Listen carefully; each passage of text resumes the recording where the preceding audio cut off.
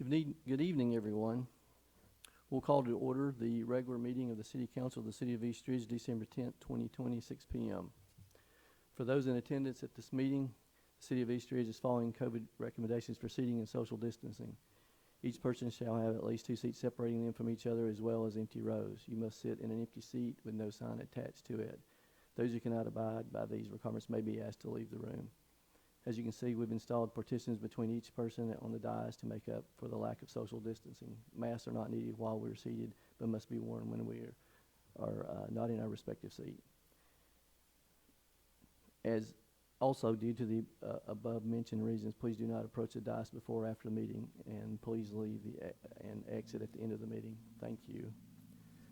I'll also go ahead and say, with the uptick in COVID cases within our county, we as a city are evaluating the public open meetings. We will continue to monitor and decide whether to continue open public meetings or go back to virtual.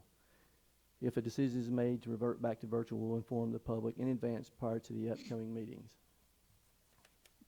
All right, at this time I'd like to ask Danny Lance with True Life Church if he'll come forward give us our invocation and lead us in our pledge. If everyone will rise.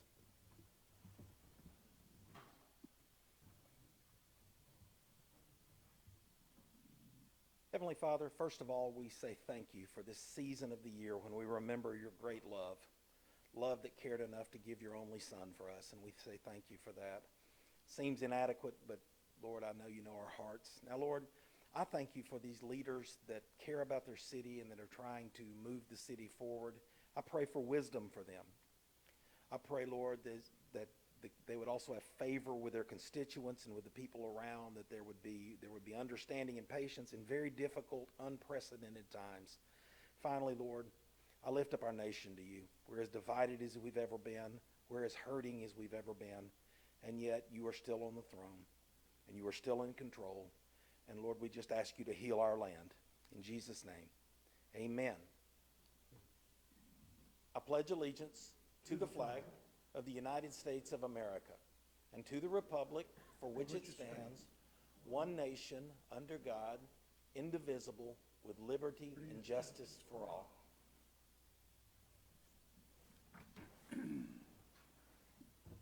Thank you, sir.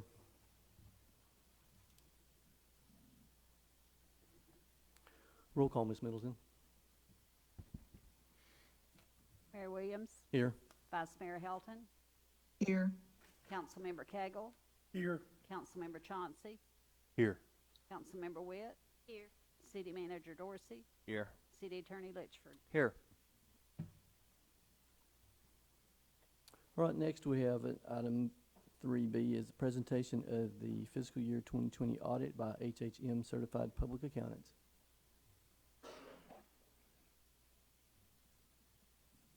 Good evening, everyone. Hopefully you can hear me. My voice doesn't carry very well, and the mask has not been kind to that. So, in front of you, you'll have 2 documents. One is a little bit thicker. It is the draft of the annual audit of the City of East Ridge. And then there's a shorter presentation that we'll go through that kind of summarizes. I will reference throughout the draft where we're going to be looking, so you'll have that.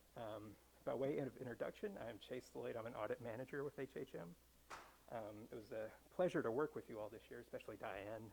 It was my first year working with the city, so it was very nice. I have with me Garrett Williams, who is the in charge on the audit this year. Jason Martin, who is the audit partner, is not able to be here tonight, but says hello. So we'll start by going through some required communications with you as the governance of the city, and then we'll look at some financial and budgetary highlights as well. If you have any questions, please feel free to let me know as we go through. As far as the required communications, the auditor's opinion was an unqualified opinion, which is a clean report, which is the highest level of assurance that we can give that the financials are in accordance with GAAP.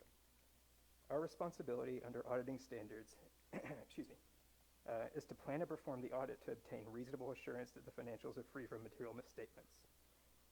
We do obtain reasonable, not absolute assurance, as we can't look at every transaction.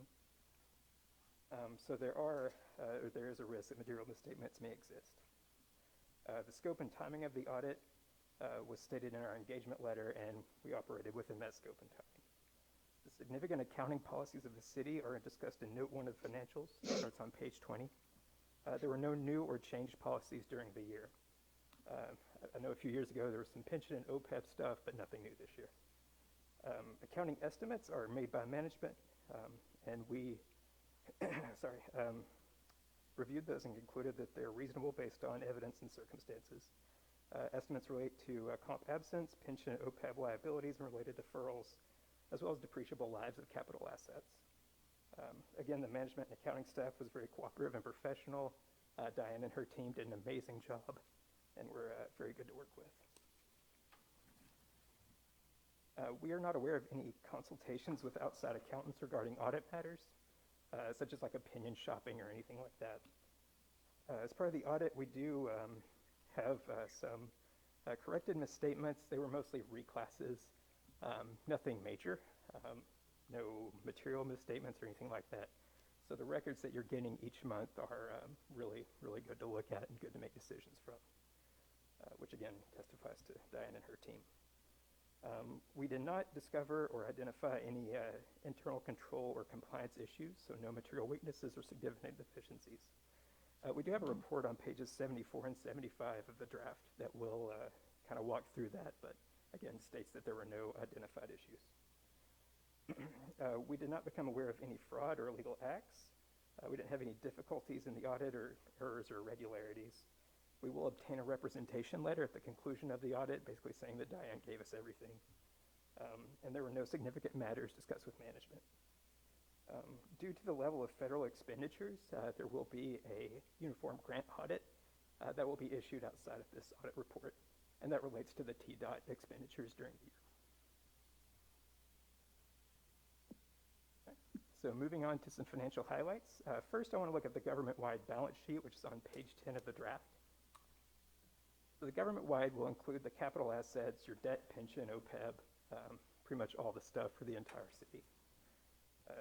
I've broken it down on the kind of the short section here, comparing 2020 to 2019.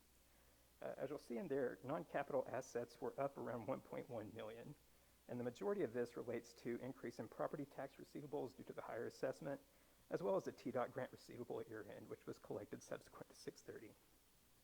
Capital assets were down about 50,000. There were, and you can look at note 6 in the financials to get a little bit more detail for a walkthrough for the year, but 1.9 million in additions, less 1.6 for depreciation. There was also 260,000 in disposals. We did have, I think it was around 20,000 in some cleanup from that conversion, software conversion from a couple of years ago that we, got corrected this year. Deferred outflows, which are some of the pension and OPEB actuarial valuation items, are relatively unchanged from last year, down around 1,000. Current liabilities are down 600,000, which is decreases in AR and AP, as well as changes in the pension and OPEB liabilities. Long-term liabilities, which is going to be your debt and bonds, we're up around 200,000, and that relates to issuances as well as 750,000 in payments. That's kind of the net there. Deferred inflows, which will include, again, pension and actuary items, as well as deferred property taxes as they're levied in the current year and not due until the next year. Net position, you'll notice for 2020 was up to 11.8 million compared to 11.1 in the prior year. And that is government-wide, so that includes everything. Moving on to the next page, which will be pages 12 and 13. We'll look at a little detail on the governmental funds on the balance sheet there. Just a couple items to highlight. First, the general fund, which is going to be the main operating fund of the city, ended with a net fund balance of 5.1 million, which is very strong. We'll look at that in a little bit more detail in a few minutes. You'll see the TML, capital projects, solid waste all ended with a pretty comparable fund balance to last year. All of them were up a little bit. Solid waste was down just slightly, which we'll look at. That non-major governmental funds will include your drug fund, state street, grant, economic development, IDB, kind of those smaller funds. Moving on to pages 15 and 16 of the draft, we'll get to the statements of revenue expenditures and changes in fund balance, basically the profit and loss for the year. And this is on the fund level. So a few items to highlight. Again, general fund ended with a positive change in fund balance of $245,000, which is really good. We'll look at the budget to actual comparison in a minute on that. And then the solid waste collection fund, I did want to point out, ended with a negative $376,000 change in net fund balance. That does include $798,000 of capital outlay. So that's not true loss. That does include those capital outlays, which were budgeted for during the year. Moving on, page 18, we'll go through the budgetary highlights, and you can look through I think pages 44 through 59 later in the financials, and you'll see a lot of detail on this budget to actual. But page 18 kind of summarizes it. You'll see that overall, the change in fund balance was $1 million above where the final budget ended. So really good, solid management there. And it was pretty much up across the board. Revenues were over budget, and expenditures all the way through were under budget, and then transfers were under budget as well. Moving on to the next page, again, the general fund analysis. One thing we like to look at is the fund balance compared to total expenditures for the general fund, plus transfers. The GFOA state, all these local agencies, recommend a range of 16 to 33% on that ratio, which is 2 to 4 months of coverage. At 6:30, the city was at 34%, 4.1, so above that coverage, which is really strong and healthy. I think historically the city's been in that 3 to 5% range, which is very solid. And this is important for any kind of one-offs that come up. I know Jason likes to mention FEMA. If there's a major disaster, it takes forever to get FEMA funds. So you have to cover that until they come in.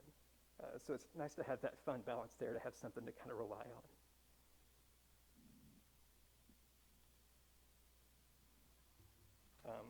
I believe that's pretty much all I had as far as the financial statements. I know Chris and Diane have looked through it. Do you all have any additional comments or anything to add? I'm very happy with the audit, so thank you very much for all the hard work you all put in. Stan had handcuffs prepared for Diane, but I guess we don't need them again this year. So Yeah, I do want to hold honestly, them off for a year. seriously thank her for all the hard work and everything she does to help keep the financial operations going smoothly. Absolutely. And it's, I'm blessed, I have a good team. you do. And I have to, this year, and this past year, and they're still doing it now, our department heads have done really well. They're really watching their budgets. With their, we're blessed. We still are doing really good compared to other cities. But it's all of us together. I always say we're the hub in the wheel. We make sure everybody has what they need. And I enjoyed working with y'all this year. Thank you. Thank you. We got it done again. Yep. Yeah, got another one. Are there any other questions or comments? Council, any questions? Great. Well, thank you for the opportunity to work with you and serve with you in the city.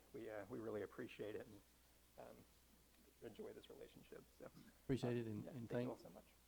the administration and department heads for all the work that you do. It's greatly appreciated. And always good to have a good audit and a strong financial basis. All right, so we'll move to consent agenda.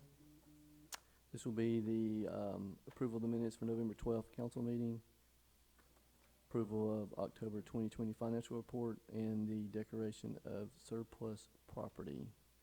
I'm sure everyone has had an opportunity to review the minutes, financial report, and the surplus property. I will entertain a motion for the consent agenda. I'll make a motion to approve the consent agenda. Second. Have a motion from Councilmember Chauncey and a second by Councilmember Witt. Do we have any discussion? Roll call, Ms. Middleton. Vice Mayor Helton, Yes. Councilmember Cagle, Yes. Councilmember Chauncey, Yes. Councilmember Witt, Yes. Mayor Williams. Yes. All right, we'll move to communications from citizens. This is an opportunity for the East Ridge residents and business owners to come before council to communicate any concerns, issues, or accolades. Each citizen or business owner will have up to 5 minutes to address the council. First, I would like to provide an update. Thank you, sir.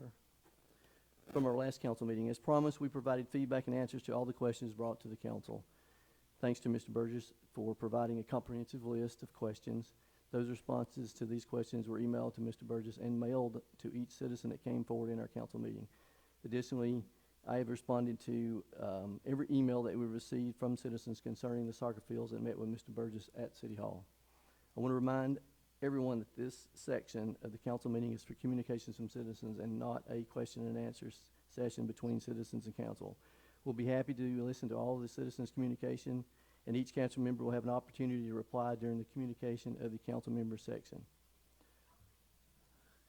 And as before, we'll be happy to respond or reply to any questions from citizens that have asked questions that we've not answered previously. I have a list, and I will have an opportunity for any other that hasn't been able to sign up for the list to come forward. But first, I have Robbie Burgess. If you'll come forward and state your name and address for the record.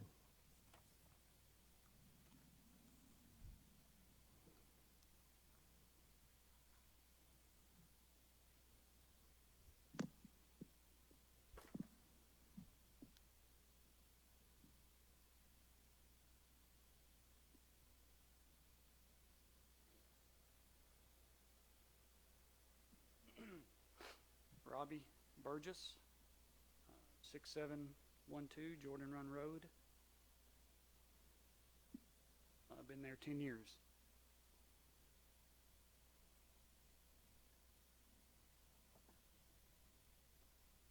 So from the last council meeting on November 12th, I asked the council who owned the land that's in question for the soccer field expansion.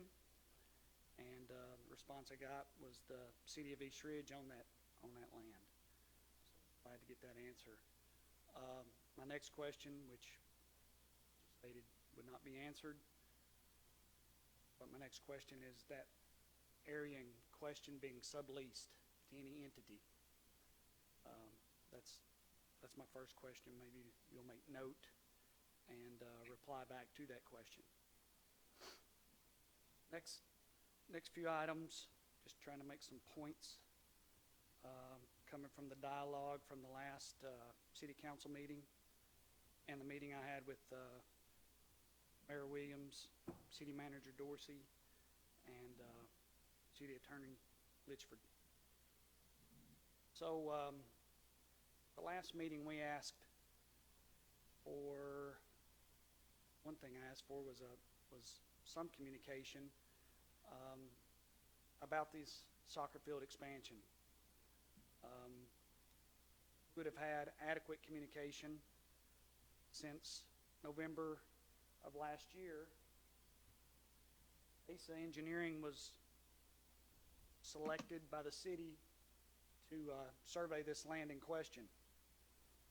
From that point, trying to establish a timeline here, from that point to August 12th, the plans were made for these 4 fields that are going to be installed.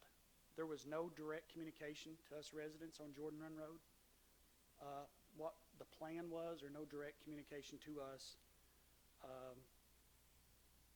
Basically asking for our feedback or such. Any feedback from the residents that are directly affected.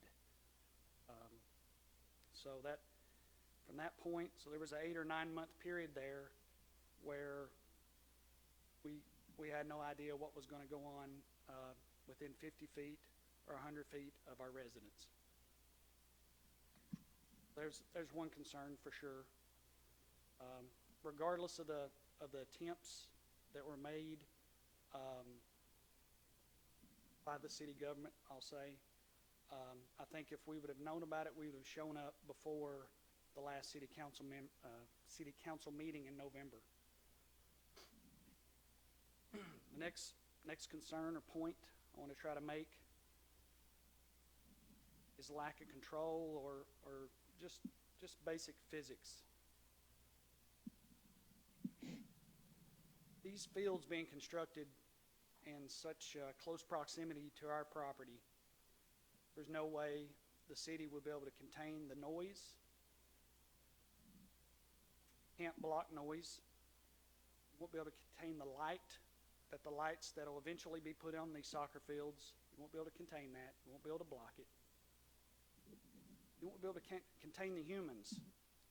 Over 200,000 plus people visit Camp Jordan Park yearly, from the data I get off of Eastridge's website. Those visitors are going to be in my backyard. That's concerning, to say the least.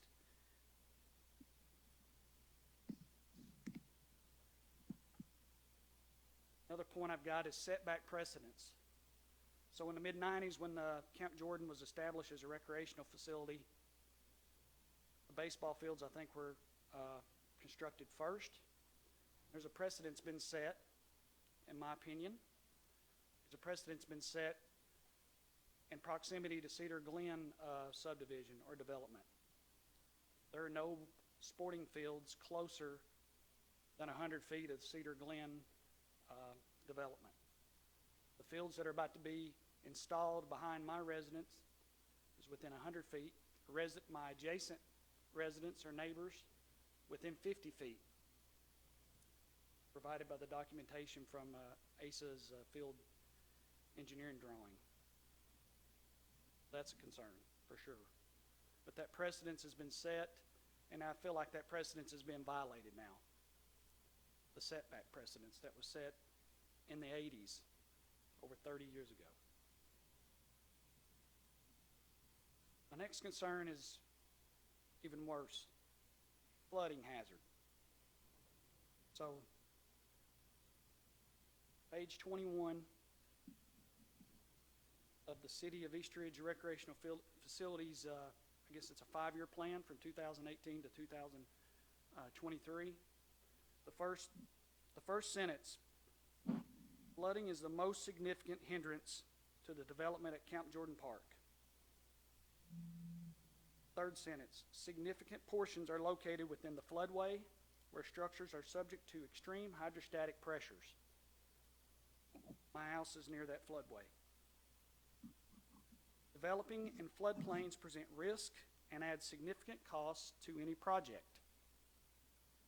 One of the reasons we never thought there would be soccer fields behind our homes.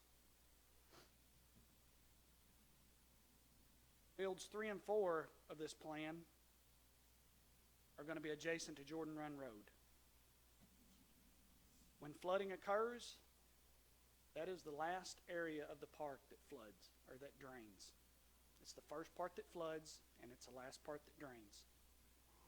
The soil in that area does not percolate. I've mowed it for 10 years. Doug Good, who couldn't be here tonight, he's mowed it for 30 years. So sometimes it's weeks before it dries out, before you can mow the grass back there. Nope, that is not my property, but we volunteered to mow that grass for that amount of time. Doug for 30 years, me for 10 years, and adjacent neighbors have done the same. So I'm not sure with the disturbance of that soil, what soil absorption study was done to know that that's not gotten worse. Just because you excavate doesn't mean the soil is going to get better. Doesn't mean it's going to improve and absorb better in the future. Was a study done to where the absorption rate of water will not be worse instead of better. And my last point, before I ask a few questions, is on page 18 of that same document under Natural Trails. I'll read from this document. Unfortunately, Spring Creek and Chickamauga Creek systems are on Tennessee's 303D list of impaired water bodies. Urban stormwater runoff, as well as collection system failures, result in elevated levels of E. coli and other contaminants. That was alarming to me.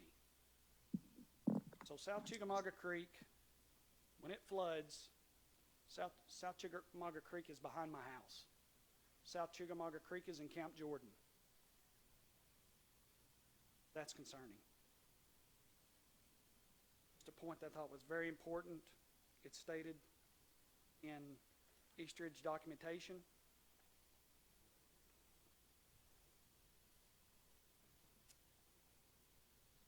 I don't expect any answers for this, but I'll ask each member. Vice Mayor Helton, Well, let me interject right here. You're at almost 10 minutes, so I've been very lenient on the timing. And most of the questions or points that you have asked, I've replied to you on every one of those with answers, or our council has. So I'm going to ask that if you have additional questions, that you can send those to me and/or the council members, because you have exceeded your time, and I've gave you an extra 4, almost 5 minutes. okay?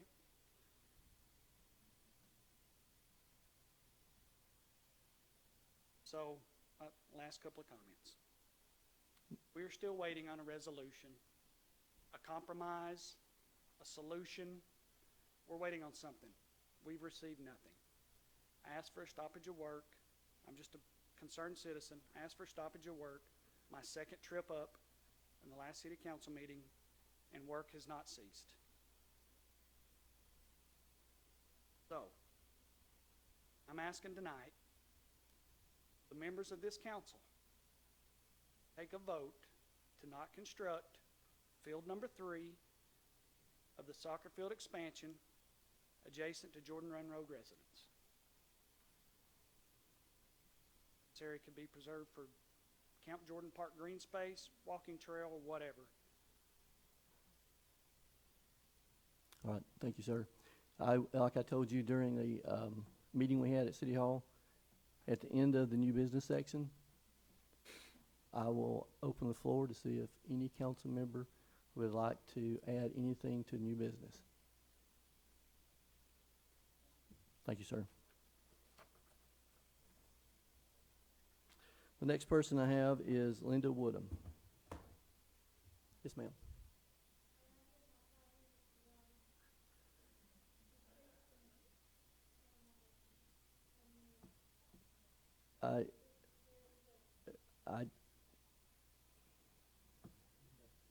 We've never set that.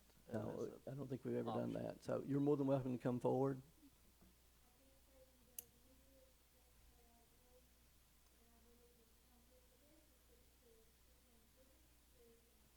Okay. Please come up and address us at the mic. Please give us your name and address. If you want to No, then you're fine. My name is Linda Woodham. I live at 6700 Jordan Run Road in East Ridge. I'm down the street from Robbie and his wife. I wholeheartedly agree with everything he said. He has expressed it probably better than I could. But this is just, it's wrong.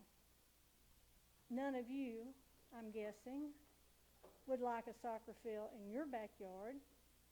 If you had a time you might want to go to bed at 9 o'clock and the game's going on, forget it. It's going to be noisy. I received a reply from the mayor that y'all had done a study of the number of feet from the field, tested the sound, etc., and you compared it to a plane flying over my house. No, ma'am, I mentioned a plane flew over during that recording, and it was louder than the crowd. But it That's lasts what I said. 30 seconds to a minute. It doesn't disturb me for hours at a time. Fair enough. I love planes. My husband's ex-military. We lived in a flight zone at Fort Bragg. I love planes. So that doesn't answer it for me. You can't unhear noise. Now, if I sit on my back porch and something's going on up in the other part of the park, ball games, concerts, whatever, I can clearly hear it just sitting outside. And I'm away from this new field a little bit for now until you cut down all my trees. So there's no way to unhear it. Hang on, just until we cut down your trees? Is that what I heard you Could say? be your trees. I Okay. called them mine because I love Okay. trees. I just want to make sure we wasn't cutting down any trees we wasn't supposed to be. They're on your Okay. property, Okay. but they're huge, beautiful trees that support wildlife and oxygen and all the other things that we need. Yes, ma'am. And I love them, and I hope you won't cut them down, but I suspect you will. It seems you want to take up every square foot of property in Camp Jordan and on our street for progress. I beg you, we still need the environment safe. We still need habitat for the birds the squirrels, the rabbits, all the animals that had to flee when you cut down for exit 1, which was horrible. So I will hear it, and it will bother me.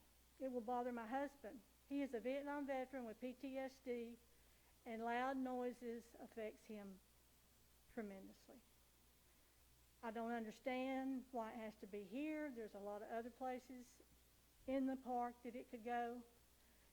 What detriment to the youth of our city or our county or anywhere else is going to happen if we don't have that soccer field? I dare say they're going to live just fine without it. Nothing's going to happen. And I still feel there's a conflict of interest. And I will pursue that at a later time through channels with you, open records, freedom of information, whatever it takes. But it's wrong. And I don't think any of you won't go home tonight tired from your meeting and go to bed and have to listen to cheering soccer fans. Thank you. Thank you. Next, we have Roy Cowan. Cowan, I'm sorry. If you'll give me your name and address, please. Yes, sir. My name is Roy Cowan. I live at 6016 Graston Avenue. And what I'm here for is going to be your last resolution tonight. I don't know if you want me to go ahead and speak now, or can I thank you at the end after that, or whatever? If you'd like to go ahead. Yeah, now's the time. Okay. My name is Roy Cowan. I just want to say good evening to each and every one of you. I would like to thank the mayor and the vice mayor, all the council members, the city manager, and I'm sure the attorney's in there with us to donate the car to the Shrine Temple. We are a provost, which is security for the shrines. We did not have the circus this year, the gun show, so we don't make much money, even though all the money goes mostly to the kids in the shrines.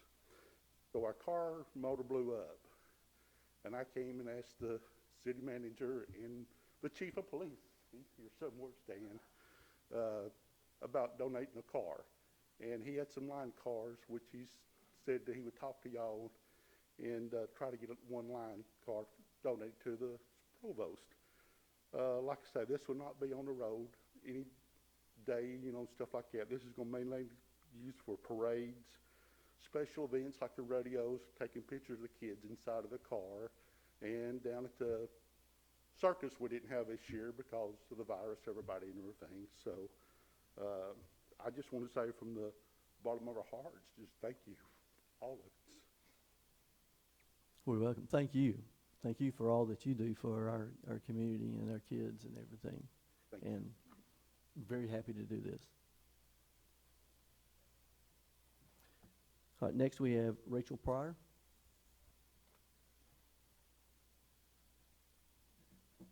Hello. Evening. I'm Rachel Pryor, live at 6710 Jordan Run Road.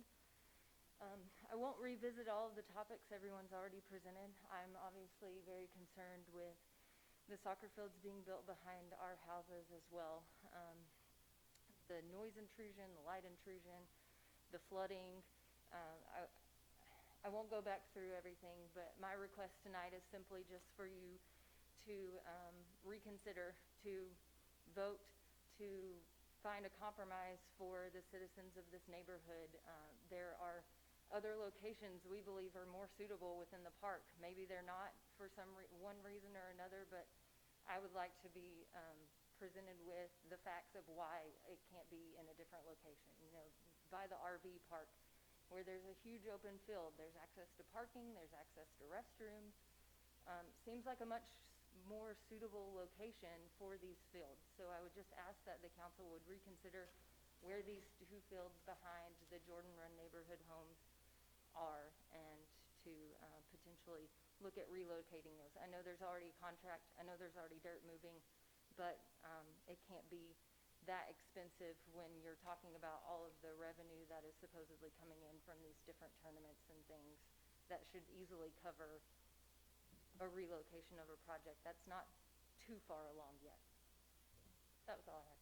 Thank you. Thank you. That's all that I have on the list. Is there anyone else who would like to come forward? I can't see. please come forward and give us your name and, no worries. And I live at 6726 Jordan Run. And I really wish y'all would get this soccer field thing stopped too. I wish y'all would come down my driveway. I got a 3-car garage in the back. Right here is my kids' swing set, my grandkids, where you're sitting. Right here is the dirt that you can't even see over. This is all they got to play with. If you've seen it, honestly, you would be shocked. I've had so many, oh, we've seen it at the park, but when you come in your backyard, I said, I know, and I already had my house sold. My husband passed away, so I'm not going to keep that big house. I already had it sold, but it's not going to now because nobody wants it. So it's just really messed everything up for me, safety, and my grandkids, and the flooding, and I just think there could be something else done. But if y'all would please come in drive down my driveway, my little dog Smokey, he don't care, he loves everybody. But if you'd see where my driveway is, the kids' swing set, and the dirt's like right there, and it's that high. You would be in shock if it was your house. If you wanted to, sell your house for $390,000, and then you can't because of that, y'all would be upset. Y'all don't understand how we feel because y'all are not there. And if it was any of y'all and your back door's out, and I've been at East Ridge Decision, I grew up here, lived there forever, I would back y'all. I'd be like, oh no, Brian, let me come down to your house. I'd be, Brian, really? I will be with you, buddy, because this is East Ridge, and this is not fair to this community. So please, come down to my house. Right around the back, you can't see nothing but dirt. I mean, literally, it's a horrible. So if we could just stop this and move it or do whatever we need to do, but you're running that part of East Ridge, and I have lived on that road for 35 years. And if it was y'all's backyard, I really wish y'all would come and look. You will be shocked. Because I was shocked when when they started doing it, I was sitting there crying. I was like, I can't believe this. Why are they doing this? There's got to be something maybe we can work out.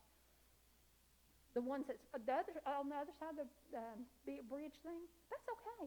But these are literally in our backyard. I'm talking, like I say, from you to this chair. And that's scary. All these people are going to be close, and my grandkids can't play. And then when it floods, is it going to flood my garage? I don't know. But y'all are the council people, and y'all can work this out and fix this if y'all want to. Do y'all all live in East Ridge? I'm just curious. I don't even know. Do you? Well, I know. Do y'all all live in East Ridge? Everyone on the council does. Yes, ma'am. Everybody on the council does?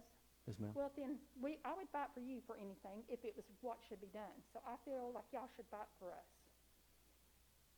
And I've had a lot of people say, well, it ain't the city council. It's the Redwoods. They're the ones that owns this. They're doing this. I said, no. These people on this council is here for East Ridge. They can do what East Ridge needs to be done, and I know y'all can. So I'd really appreciate y'all reconsidering and try to work out something that this ain't going to be in my backyard. But please come to my house, 6726. Come around. I think News Channel 12's already been there tonight. She was shocked too. But y'all will be shocked when you come because it's heartbreaking. And I just hate it. That's all I like to say. Thank you, ma'am. I believe, and I'll let you discuss this later when you get to it, but I think the dirt is a temporary Yes, situation, just from the grading and stuff. shaving and just leveling. Yes, They're not having yeah. to bring any new dirt into the site. Right. Well, how long would that dirt that's there as tall as that going to be there? Because I asked one of the guys, they said it might be spring or so. I can't sell my house like that. But even where the dirt pile is, come to my backyard. The soccer field is right there. It's right there in my backyard. I think mine is the closest. Mine and Doug Goods. I think it's the closest to our backyards. Thank you. Thank you. Is there anyone else that would like to come forward?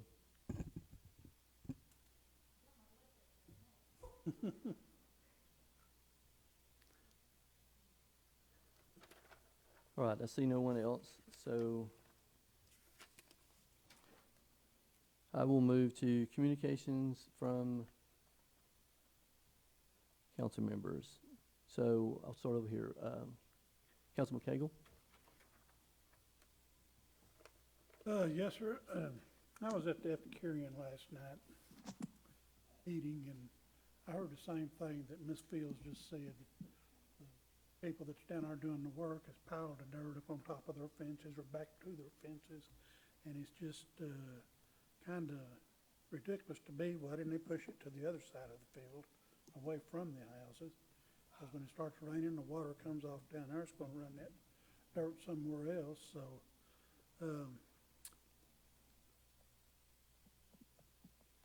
I would, like to throw out a motion that we, put a stoppage on it till we can, arrive at some kind of agreement to make it easier on the neighbors down there to coincide with what's going on down there. And, because the contractor shouldn't have been piling that up on their fences. So I'd like for you to hold that motion if you wouldn't mind. Like I said, I'm gonna give you an opportunity at the end of new business, since we're in communications of council members. But I'll give you that opportunity at the end of new business, sir. All right. Fair enough? That's it. Okay. Councilmember Witt. Well, I would like to thank them for coming and discussing their issues with us. We will take them into consideration. I also would like to say, thank you for those people that voted for me. And, here again, I hope everyone has a Merry Christmas and a Happy New Year. Councilmember Chauncey. Vice Mayor Hilton. I can barely hear anything that y'all are saying. Can y'all hear me? Yes, we can hear you. Okay, I can barely hear y'all. I'm having to hold my ear to the speaker. Do you have anything for communications of council members? No, I don't. All right. I too would like to thank everyone that come forward. I have tried to reply to I have replied to every email with questions that's come in and offered a couple possibilities or solutions to help with noise and help with things like that. We do understand your concerns, and we'll see how the council would like to move when we get to new business.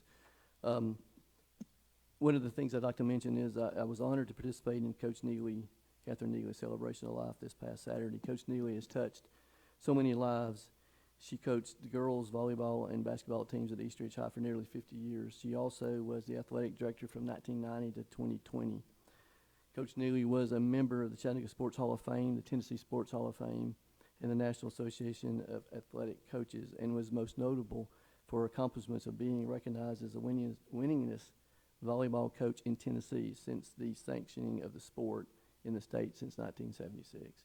I had the honor to provide a proclamation that December 10th, 2020 is Coach Catherine Neely Day. So I was very honored. There was a lot of people that attended.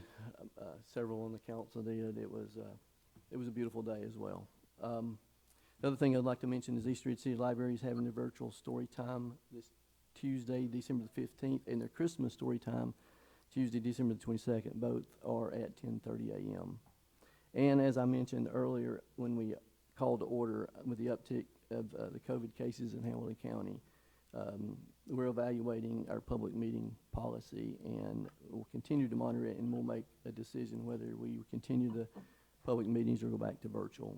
It's imperative that we protect the health of our citizens. So we're going to talk as a city and make a determination. And like others, we wish everyone a very Merry Christmas and a Happy New Year.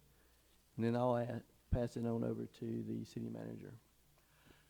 Thank you, Mayor. Can everybody hear me? No. Doesn't sound like I'm on. Is that better? Yes. Let's get way up. I'll just talk for a couple minutes about the timeline and some of the things dealing with the soccer fields that are being proposed down at the park.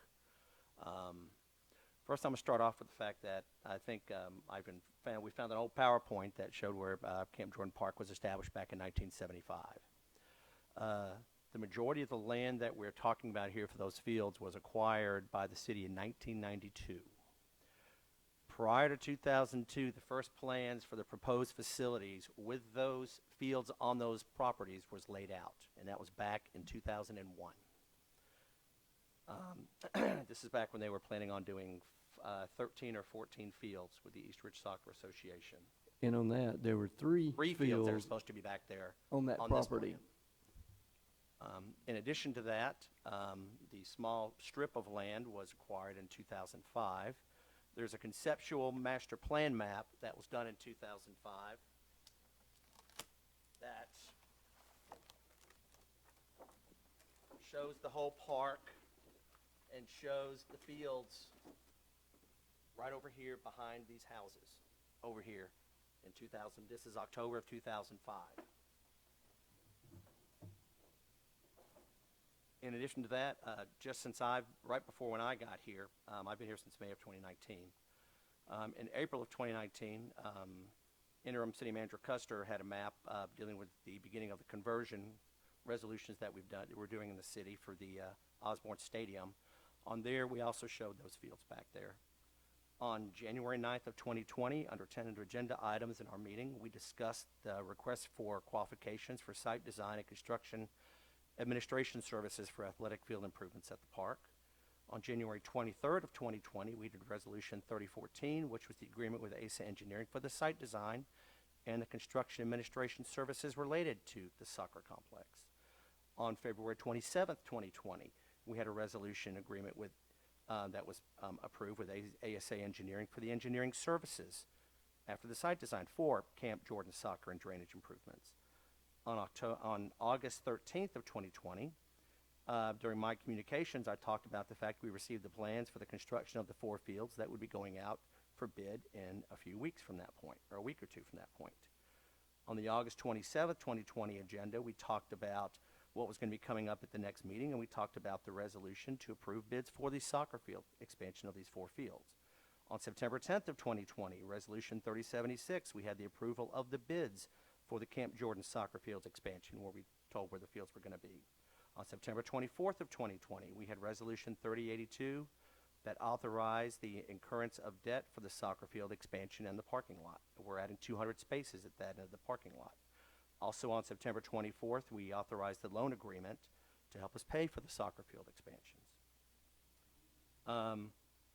With all that said, some of the reasons that the fields are over there and the fields are not considered on the other side of the park deal with the utility infrastructure that's there, the restroom facilities that are down there by Osborne Field. It's actually closer from Field 4 to get to the restrooms there than it is from Field 1 to get to the new restrooms that we built. Concessions are at Osborne, and they're also, by the Osborne field that can be utilized, and also the main concession. There's a playground at that end of the park for children to go and be able to play on. The additional parking, and one of the main things deals with the topography down there. Because of the layout of the land down there, they're just having to do leveling, and Councilman Cagle, that's what you're talking about, the pile of dirt that's down there. All they're having to do is basically scrape one side and sort of level it out to the other, so there's no alteration of the topography or the land or the drainage that's out there. So, and all that's going in there is grass. There's no, impervious area that's going in out there. It's all going to be grass. With that being said, the LED lights are not in this phase. However, we are putting the conduits in for the lights to save money for the future. The lights are a lot different than they used to be. LED lights are now focused with a minimal amount of backwash behind those lights. At the closest point on one of these properties, which is further down than the people that were talking here, it's 60.8 feet to the edge of the field. Flooding, that's one reason why soccer fields are built and athletic fields and things are built and parks are built in floodplains because you can't build anything else there. We had a big flood in April, as you know, that covered a lot of the park. It came in and out in just a couple days. There was no damage to the soccer fields. Let's see. And for those that have not seen the drawings of the soccer fields, because I have a listing of all the homes that are back there. Of all the homes back there, 2 of the homes were there before 1992 when the city acquired the land. All of the other 13 homes were acquired after that point. With that being said, the soccer field only goes as far as the property line at 6714. Anything from 6712 down to 6700, there is no soccer field. That still stays the way it is now. So the soccer field does not go that far. Just for that, and that's the second field in. That's as far as that one goes. That being said, I think that's about all I wanted to bring up, was the fact that the city acquired that land for park expansion, and it's an athletic, it's not a passive park. That side of the park, it's a recreational athletic use park. And since 1992, that land has been owned by the city with these plans in place. Previous administrations have reviewed these plans, as I mentioned, even back in 2001, talking about plans for the park. So this wasn't just the idea of this administration that's up here. These plans have been around for a while. So I just wanted to bring those points up, to talk about the issues there. These had been in the works for literally almost 20 years. We now have funding to be able to do those.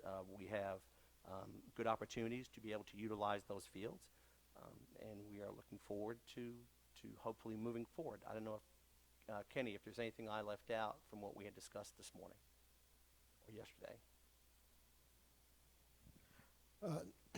No, City Manager. I believe going back to some of those renderings done back in the early 2000s, those were actually, those conceptual drawings was done to create a regional soccer complex that was supported by not only the City of East Ridge, but the City of Chattanooga and Hamilton County.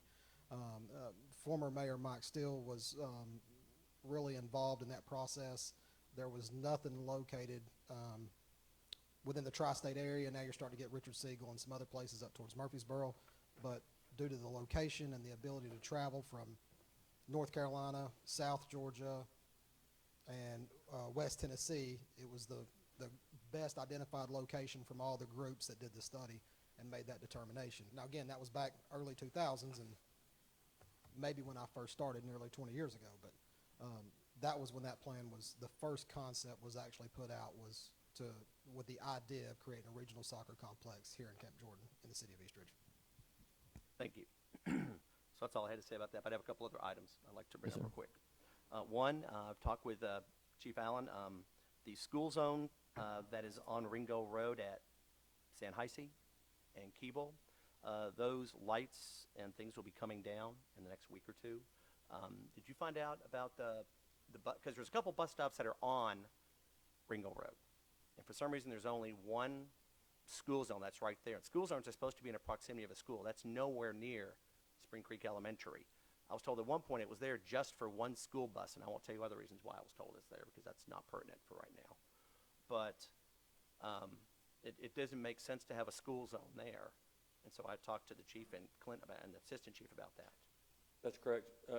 The school zone there, like the city manager said, it's nowhere near a school. It's there for a bus stop. And as he probably planned to mention, the only place in the city of East Ridge that there is a school zone for nothing more than a school bus stop is at San Heisey and Keeble. And there's other bus stops along Ringo Road as Yes. well. So I mean, we do value the safety of the students, but a school zone is not the appropriate way that you should be handling that. At that point, people are having to pay more attention to make sure they're going to 15 miles an hour and watching the surroundings and paying attention to, And we have, just as a side note, we've stepped up our enforcement of drivers passing stopped school buses with the signs out. So that's the way we're going to address that.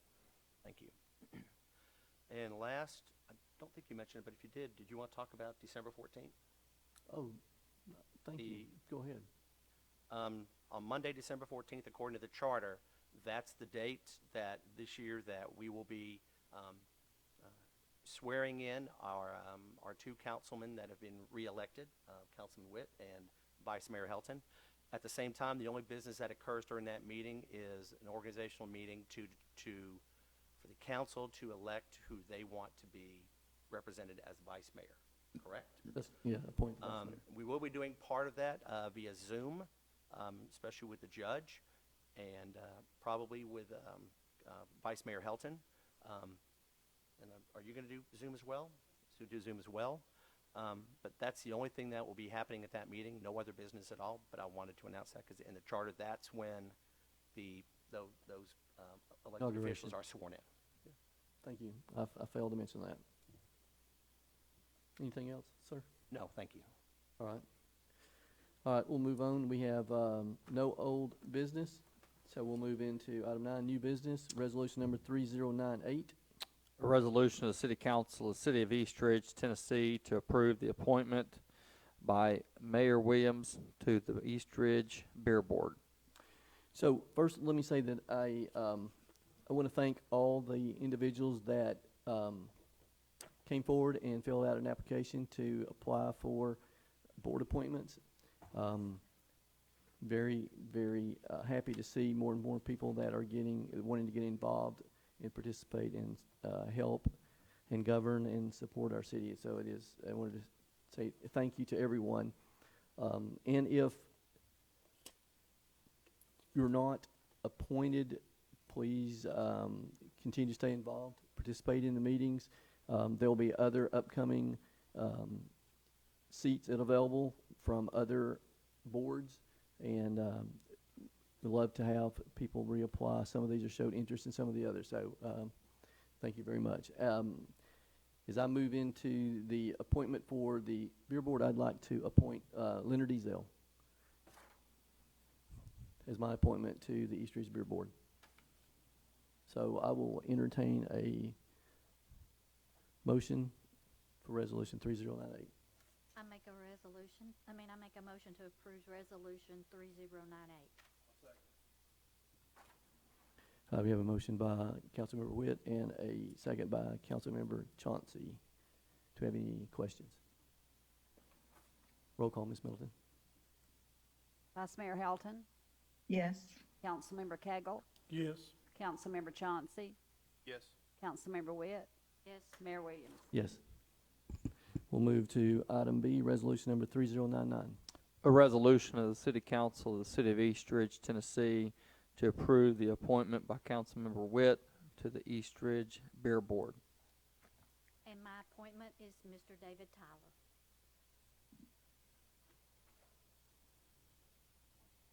Thank you. I'll entertain a motion for resolution number 3099. Make a motion to approve resolution 3099. Second.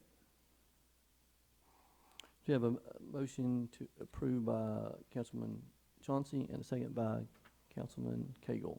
Any discussion? Roll call, Ms. Middleton. Vice Mayor Helton, Yes. Councilmember Cagle, Yes. Councilmember Chauncey, Yes. Councilmember Witt, Yes. Mayor Williams. Yes. All right, I would like to thank Mr. Ezel for wanting to be reappointed, and to Mr. Tyler for being appointed to the beer board. Next, we'll move to item C, resolution number 3100. A resolution of the City Council of the City of East Ridge, Tennessee, to memorialize the mayor's appointment as chairman of the Beer Board. Yes, I'd like to reappoint Carnell Story as the chairman of the beer board. I'll entertain a motion for resolution 3100. I make a motion to approve resolution 3100. Second. A motion by Councilmember Witt and a second by Councilmember Chauncey. Any discussion? Roll call, Ms. Middleton. Vice Mayor Helton, Yes. Councilmember Cagle, Yes. Councilmember Chauncey, Yes. Councilmember Witt, Yes. Mayor Williams. Yes. We'll move to item D, resolution number 3101. A resolution of the City Council of the City of East Ridge, Tennessee, approving the appointment of Mayor Williams to the East Ridge Library Board. Yes, and I would like to reappoint Dr. Jessica Crow to the East Ridge Library Board. So I will entertain a motion for resolution number 3101. Make a motion to approve resolution 3101. Second. We have a motion from Councilmember Chauncey and a second by Councilmember Witt. Do we have any discussion? Roll call, Ms. Middleton. Vice Mayor Helton, Yes. Councilmember Cagle, Yes. Councilmember Chauncey, Yes. Councilmember Witt, Yes. Mayor Williams. Yes. Move to item E, resolution number 3102. A resolution of the City Council of the City of East Ridge, Tennessee, approving an appointment to the East Ridge Library Board. So this appointment is from a council appointment. We had 2 applications. One was Mrs. Crow that I appointed. The other one is Miss Waterhouse. I will entertain a motion for 3102. I make a I motion. make a motion to approve resolution 3102 for Ms. Waterhouse. I'll second that. Thank you. All right, I have a motion to approve resolution 3102 for Miss Waterhouse for the council appointment by Vice Mayor Helton, and a second by Councilmember Chauncey. Do we have any discussion? Roll call, Ms. Middleton. Vice Mayor Helton, Yes. Councilmember Cagle, Yes. Councilmember Chauncey, Yes. Councilmember Witt, Yes. Mayor Williams. Yes. Thank you to both of these ladies for reapplying and serving on the library board. We'll move to item F, resolution number 3103. A resolution of the City Council of the City of East Ridge, Tennessee, authorizing the city to donate a 2009 Chevrolet Impala police vehicle to the Alhambra Shrine in Chattanooga. Chief Allen? Yes, Mayor and Council, we had been requested to find a surplus vehicle, and this is one that was declared surplus earlier in this meeting. We're asking to donate that to the shrine. Thank you, sir. I'll entertain a motion for resolution 3103. Make a motion to approve the donation of the car to Alhambra Shrine. I second that motion. All right, we have a motion by Councilman Cagle and a second by Vice Mayor Helton. Do we have any discussion? Roll call, Ms. Middleton. Vice Mayor Helton, Yes. Councilmember Cagle, Yes. Councilmember Chauncey, Councilmember Witt, Yes. Mayor Williams. Yes. Thank you. And again, thank you for all that you do with the shrine. Okay, at this point, like I had mentioned, which is a little out of the ordinary, but we will do this. I will entertain any new business to add to this agenda. Yes, sir. I'd like to make that motion again to stop workage down there till we can arrive at some kind of situation, satisfy the neighbors down there. All right, sir. We have a motion on the floor for stoppage of the work. Do I have a second?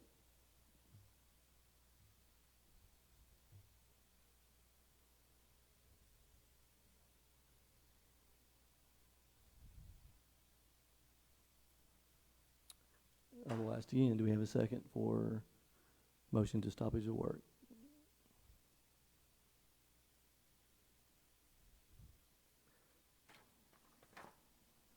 I see none, I hear none.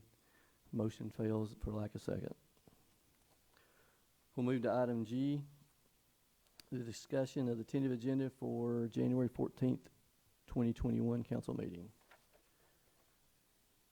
Under old business, there would be none. Under new business, we have an unnumbered ordinance, an ordinance to amend Title 8 of East Ridge Municipal Code pertaining to the requirements for retail packaged liquor stores and the sale of wine in retail food stores.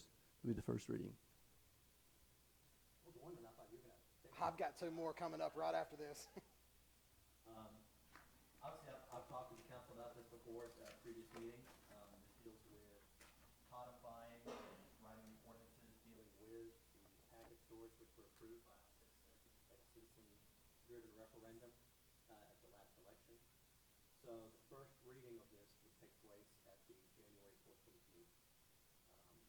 For those that want a copy ahead of time, I'm happy to give you a draft to be able to ask some questions. It's not fully done. There's about 2 or 3 different questions to answer within it, and that's with size, distance. There's a couple small working with the city attorney on the language on all of that, but it will be ready for the January 14th meeting, for the first reading. And this be triggered, as I said, by the referendum where the citizens voted to have traffic schools in these areas. And this is the next step the council takes to take that referendum. Anything else? Okay, so this is a draft that you have prepared. Of course, council have the opportunity to read through, add any content, ask questions during first reading, and tweak this. We can put requirements in, limitations, I guess restrictions, location restrictions on the number that we want to have or not have, the locations of those, so on and so forth. So this will be on the January 14th meeting for first reading and discussion. Do we have any discussion at this time?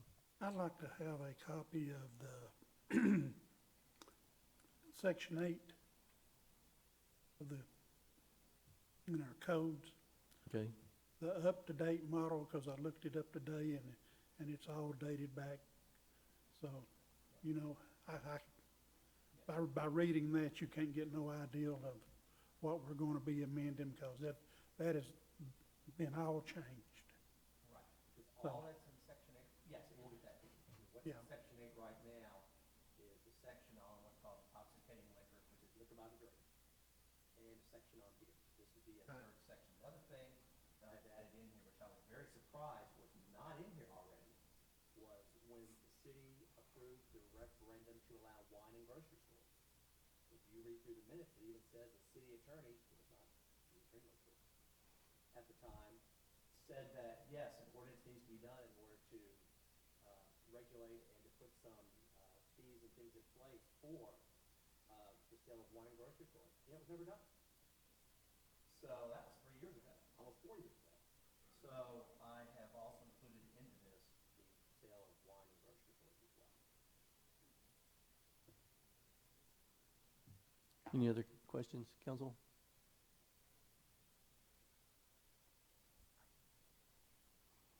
All right. Any other items we'd like to add to the attended agenda? Yes, sir, Mr. Mayor, I have two. The first will be a public hearing and then a rezoning for 1505 Truman Avenue from C2 commercial to R1 residential district.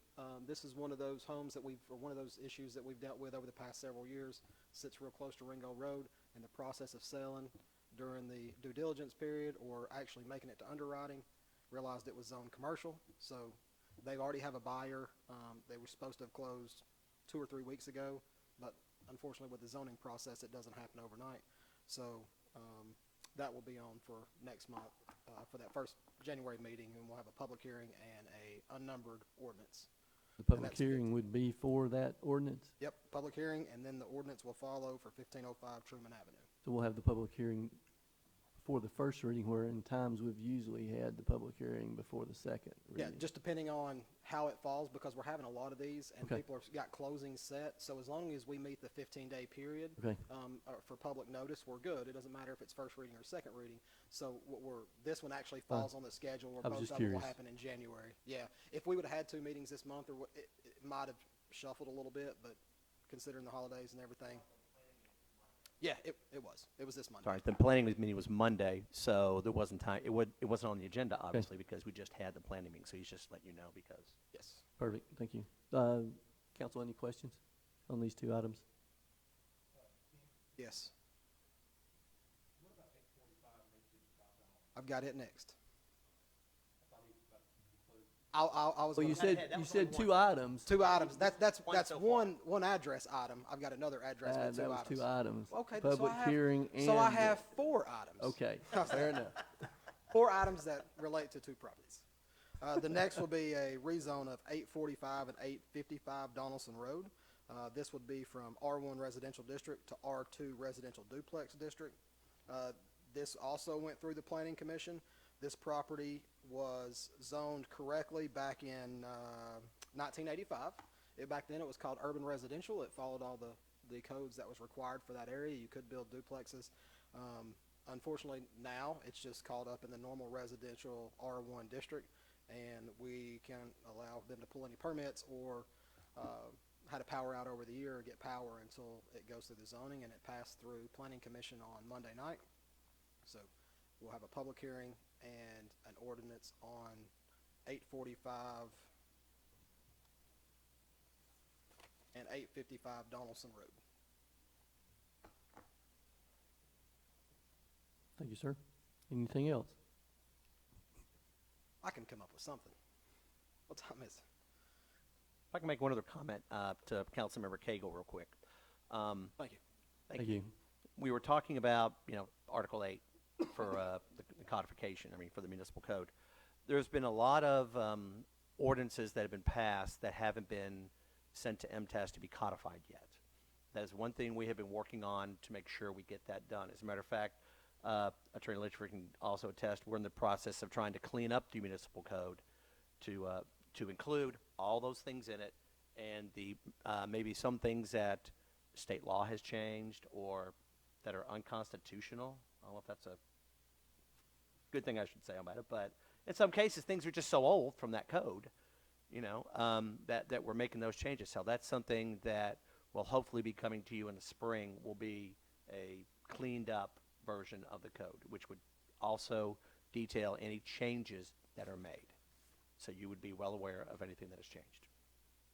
That way you will be able to look online and have exactly what has passed up to that point within a year, because in the future, after that, every year you take your items to MTS, usually in December, and then MTS will update the code once a year for any ordinances that are done during that year. That's what the usual process is with cities. I just wanted to make you aware of that. All right. Anything else, council, for the tentative agenda? I see none. I want to thank everyone for coming tonight. I wish everyone, again, a Merry Christmas and a Happy New Year and safe travels home. This meeting is adjourned.